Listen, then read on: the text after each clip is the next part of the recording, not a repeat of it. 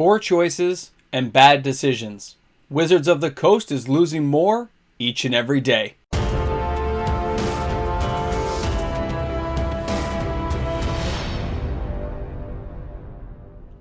We can't make them fix it, but we really wish they would.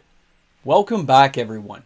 MTG Moxman here. Thanks again for coming and hanging out with me today on the channel. Can't wait to see the comments in the comments section after this, because in the world of Magic the Gathering, in the way things are, it's an ever-evolving landscape, and it's really weird this year with what's going on. The situations, things like this have happened before, but it's kind of unique to see it from the outside lens looking in.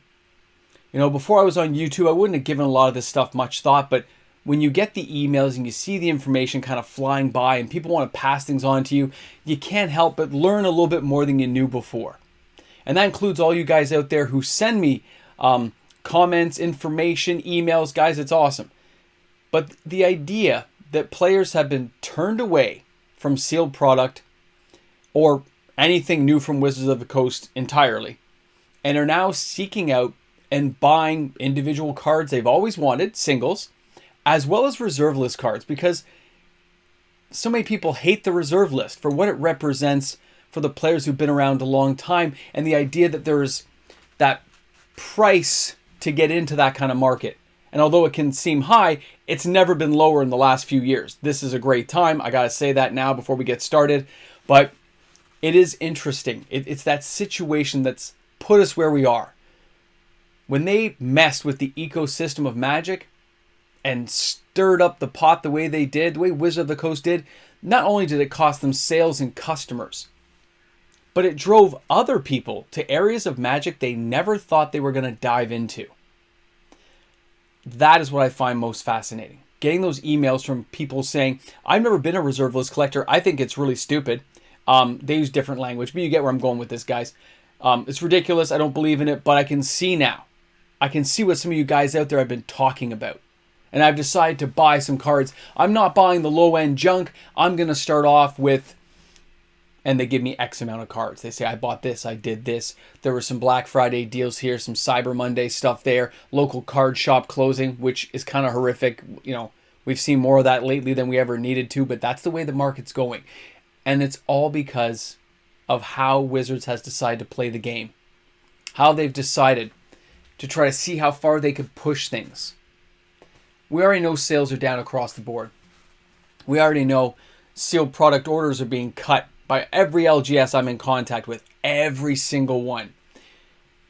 And those stores have anxiety. But their singles markets are up. The single sales in these stores are continuing to climb. And in today's video, which is a card watch video, we'll go over some cool reserve list cards I think you guys should keep your eyes on. But on the same hand, tomorrow's video, just as important for the regular card watch and some of the stuff going on in that marketplace.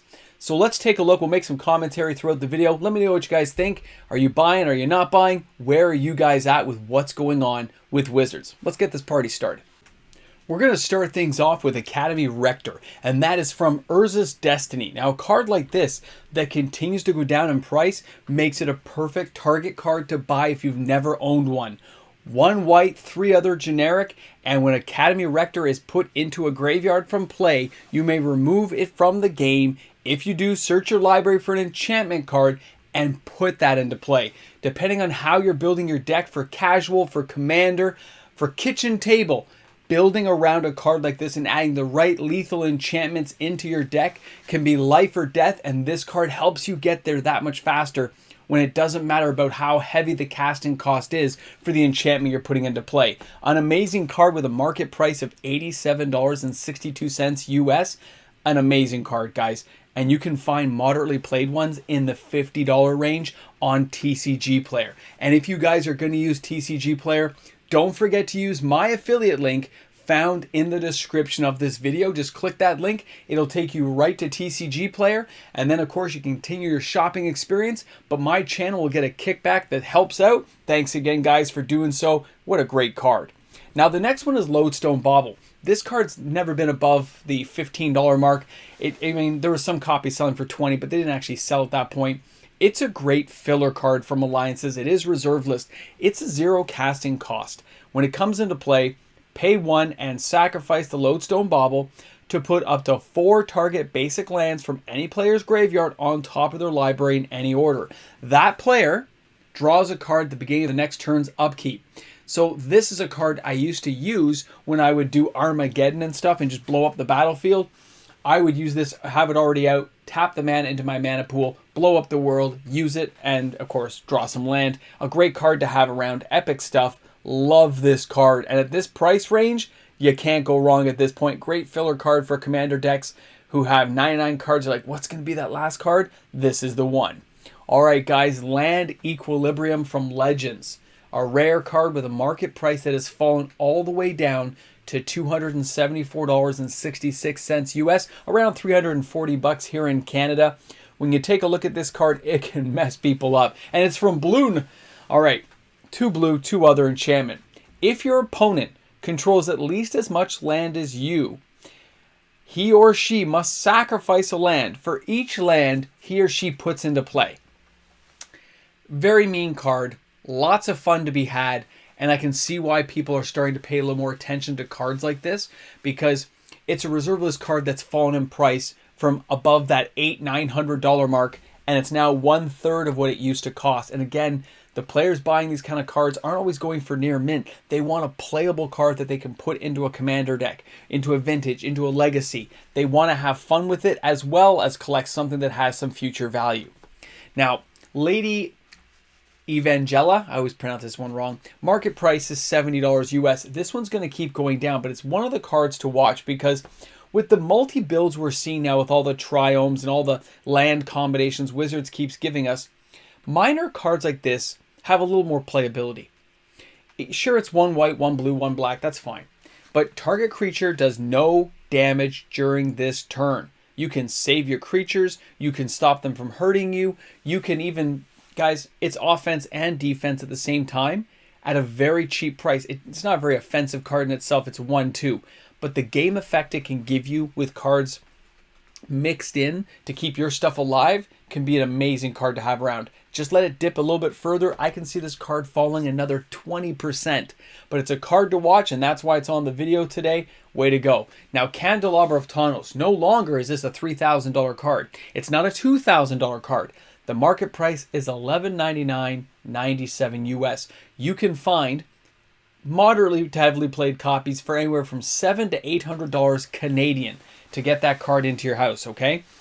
And that's with taxes. That's shipping. That's everything. That's what it's going to cost you, which means those cards are going for like $600. It's crazy, guys, to think about how far this card has fallen, but its playability and desirability has not gone down. It's just one of those cards people go, it's too expensive, it's too pricey to buy from Antiquities.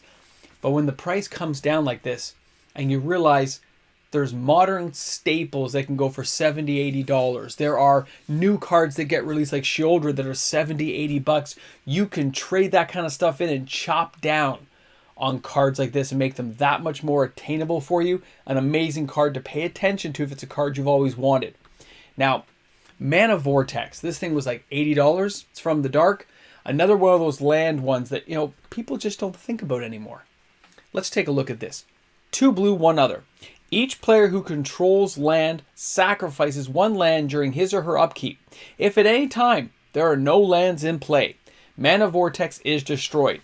If you do not sacrifice a land when Mana Vortex is cast, it's countered. So remember, when it comes into play, you got to sack 1 right off the bat to keep everything equal. But with cards like I showed you, Lodestone Bauble, this was a very easy to use card. And it kept the ball rolling for a while. It really messed up people's expectations of what they were going to do on each turn. I love cards like this. It just changes the whole dynamic of a game, and nobody sees it coming. Now, Library of Alexandria. Market price is now $1,619.99 US. It's really come down again. You can find this card in Canada for $1,100 Canadian for moderately played. $1,100 Canadian. That just shows you where stuff like this is going. The markets are in turmoil. People don't know what to do. They don't know what they're going to go after. And anyone who had like 20 copies of this, for some random reason they bought this many and needs liquidity, it's a race to the bottom. And that's great for players who are now buying on the dip, who are buying at this low level and have always wanted to own a card like this. Love it. Can't wait to see what happens in the future. I actually think this card will actually still fall further, so keep an eye out. Track it if it's a card you're after. Drop of Honey. Now, this is one of those cards from Arabian Nights I'm still seeking myself. So trust me, I'm following this one a lot. It is still going down in price, and I will keep tracking it, hoping that it hits a price point I can obtain a copy for myself. Drop of Honey has a 1 green enchantment, and during your upkeep, the creature in play with the lowest power is destroyed and cannot be regenerated. If there is a tie, you get to choose which one. Okay, if there's no creatures in play, you blow it up. A fun card to have around. Epic in multi-build decks where you can get a lot of tokens out there and your opponent kind of gets limited to what they can do. Love this card. I would buy it, though, for my collection, okay? I can use this card in play, sure, but green's not one of the dominant colors I tend to play with, so I'd be using this card strictly to add to my collection for Arabian Nights. Now, Preacher. Remember this card was like $180 US, and now it's down to $63.15 and still falling. It has leveled out a bit because there were some sales on TCG Player, and I noticed a few sales locally, but those were not near mint copies. So this thing is still going to fall in price, okay? A lot of the dark cards that really spiked, because it's their first real time being bought out in this way, have really come down hard. If you're a person shopping in the realm of the dark and there's cards you want, if it's playability, go for heavily played. Save yourself so much money. But if it's a card you want as, you know, a near mint copy, $63, it's less than half the price it used to be. This is a great time to pick up some of those cards you've always wanted. And here we are with Season of the Witch. I've mentioned this card before, and I love that the price just keeps falling, okay? I've used this card and will continue to do so. 3 black mana. At the end of each player's turn, which means in Commander, everybody, all of his or her untapped creatures that could have attacked but did not are destroyed. If you do not pay 2 life during your upkeep, Season of the Witch is destroyed. Effects that prevent or redirect damage cannot be used as count as lost life, yada yada. I get it. Guys, that doesn't stop you. In a Commander game, 40 life, 2 life does not stop you. It's not cumulative life, it's just 2 each turn. There's so many ways of generating life with life-linking creatures nowadays. Cards like this are truly powerful and just so destructive. And the Season of the Witch art is truly epic. The dark cards are so undervalued, but that's great for anyone trying to get some. I hope it stays that way for a long while, allowing players who've never had that chance to grab them before the last buyout in 2020, 2021 to get in on cards like this. So thanks a lot for hanging out with me. Let me know what you guys think in the comment section about some of the choices I've shown you today on Card Watch. And remember, keep an eye on the cards. A lot of this stuff is going down in price, and we'll talk about this in tomorrow's video. I'll see you guys then. Hey guys, to all the wonderful patrons on the channel and the new patrons joining in, thanks again for being here on the channel, guys, and supporting me each and every month. I look forward to the new giveaways. I can't wait to see what happens. We'll see you guys on Sunday. What a great time to be in Magic. Great stuff coming our way. Thanks for being here, guys. And you made it this far? Shop smart, shop as smart is what I'd like to see in the comments section, because then I know that you're still the ones who make it to the end of these videos. You're the ones. Shop smart, shop as smart. You got that?